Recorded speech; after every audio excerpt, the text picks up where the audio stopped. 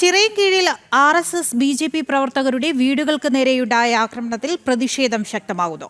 Chirayinkeezhu police സ്റ്റേഷനിലേക്ക് BJP പ്രവർത്തകർ March നടത്തി. കുറ്റക്കാർക്കെതിരെ ഉടൻ നടപടി സ്വീകരിക്കണമെന്നും ഇല്ലെങ്കിൽ പ്രതിഷേധം ശക്തമാക്കുമെന്നും നേതാക്കൾ പറഞ്ഞു. RSS പ്രവർത്തകനായ ബാബുവിന്റെ വീടിന് നേരെ കഴിഞ്ഞ ദിവസം രാത്രിയാണ് ആക്രമണമുണ്ടായത്.